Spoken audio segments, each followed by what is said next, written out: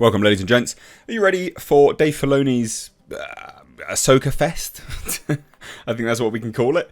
To, essentially usurp everything that we know about Star Wars in general. And I know loads of people will be like, yeah, but Rebels. Yeah, okay, I get that, fine.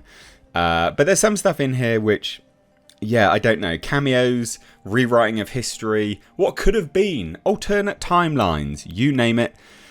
AHSOKA's probably going to have it. If these rumours and leaks are to be believed. I don't think this sounds massively great. I'm quite looking forward to some elements of AHSOKA. I think the actor Ray, who plays Balon Skull or Scroll, brilliant actor. I'm looking forward to seeing him, although undoubtedly he's probably going to die. And unfortunately the actor is dead. Which is, sad. So, what I'm looking forward to, I guess, isn't really going to go anywhere. Maybe another dud from Lucasfilm. But let's check it out, guys. Loads of people say Dave Filoni is the be-all and end-all for Star Wars. He's the saviour. Even though I would argue that it's actually Jon Favreau. But never mind. Let's take a look at this, shall we? Because there is a whole bunch of rumours.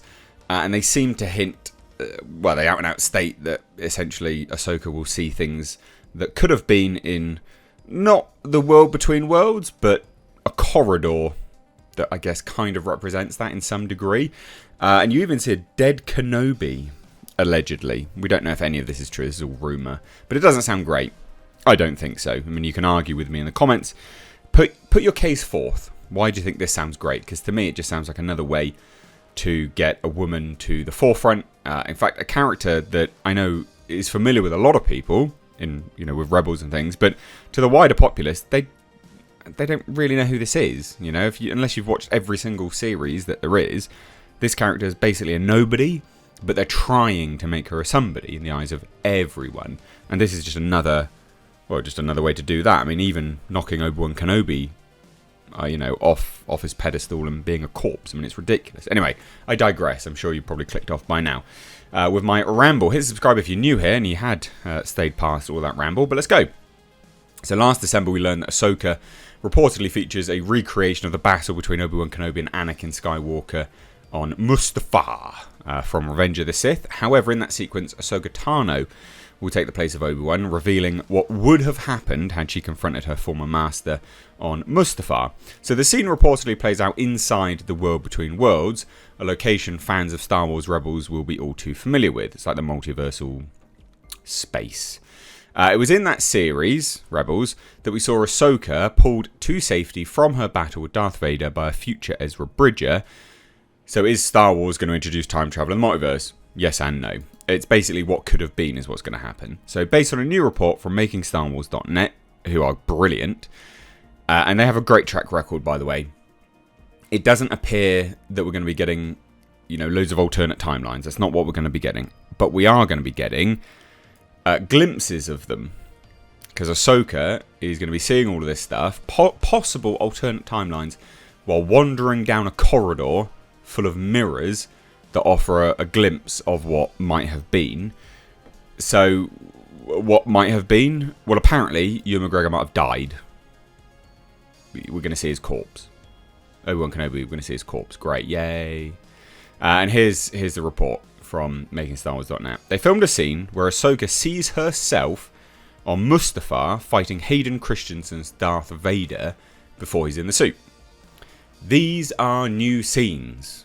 They had a dummy for a dead Kenobi, and they had clothes for a dead Kenobi. They had two ideas there. One is Anakin literally kills Kenobi in that fight, where the idea would be Ahsoka and Kenobi confront Darth Vader, and another is he turns into a pile of clothes just like he always did. He becomes one with the Force at that time in the narrative. I think this sounds absolute rubbish, not going to lie. I just... I don't like this. I don't like this. Now, this website states that it does sound like we should temper expectations about the length of the scenes. As we first heard last year, a younger actress is expected to be cast as Ahsoka Tano. Look, I'm not going to lie. I don't think this sounds great. I just think this sounds... There's a lot of stuff to like in the trailer for Ahsoka. You know, I think the cinematography is really good. I think the music is actually a standout, personally. I think this is one of the better looking Star Wars shows. But I don't think this sounds great. I'm not going to lie. I just... you know, with something like this, it's obvious that it's dependent on execution. So if this is executed with precision and care, then I can see this being very, very good and very interesting. You know, intrigue. You go, oh, what could have been? Oh, yes. But do I trust Lucasfilm to do that? No. Therefore, you know, my expectations are in the toilet for something like this. This just sounds like another way that Dave Filoni is essentially going to push Ahsoka as the strong woman and the ultimate badass that she's made out to be, basically. I just don't get the obsession with Ahsoka.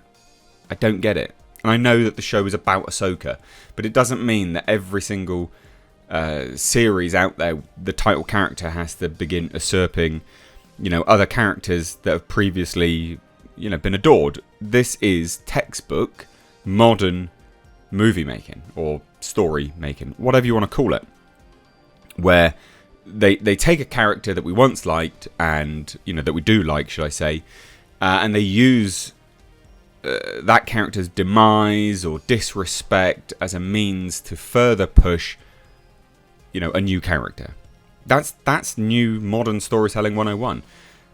You know, if Ahsoka's so great, make her stand on her own. That's what I say.